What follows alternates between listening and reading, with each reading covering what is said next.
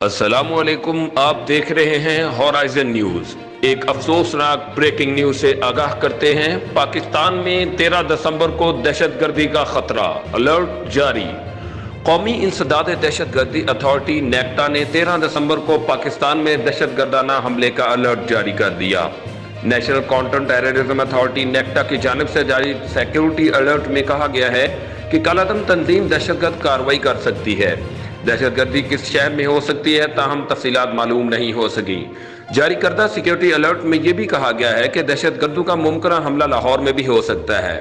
13 دسمبر کو P D M کا مینار پاکستان پر جلسہ بھی ہو رہا ہے۔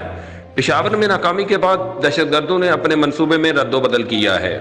حملے کے خطرے پر مختلف مقامات پر سیکیورٹی انتظامات مزید سخت کر دیے گئے ہیں، جبکہ عوام سے اپیل کی گئی ہے کہ وہ مشکوک عناصر پر نظر رکھیں۔ دوسری جانب وزیر اعظم عمران خان نے بھی ملک میں کورونا کے بڑھتے کیسز کے تناظر میں پی ڈی ایم قیادت سے 13 دسمبر کو لاہور کے مینار پاکستان میں ہونے والا جلسہ منسوخ کرنے کی اپیل کی ہے۔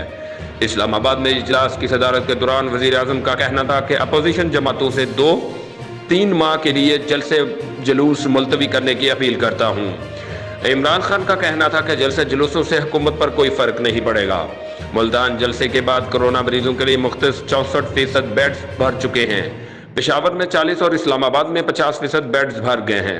اسی رفتار سے کیسز بڑھتے رہے تو مشکل ہو جائے گی۔ واضح رہے کہ اس سے قبل پاکستان ڈیموکریٹک موومنٹ کے کوئٹہ میں ہونے والے جلسے کے درمیان شہر کے قریب ہزار گنجی کے مقام پر ہلکی نوعیت کا دھماکہ ہوا تھا، جس میں 3 افراد جاں بحق جبکہ 10 زخمی ہوئے تھے۔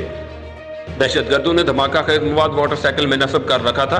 دھماکے سے گاڑی اور متعدد موٹر سائیکلیں تباہ ہو گئی تھیں، جبکہ متعدد دکانوں کو بھی نقصان پہنچا تھا۔ ابتدائی تحقیقات کے مطابق موٹر سائیکل میں 4 سے 5 کلو دھماکہ خیز مواد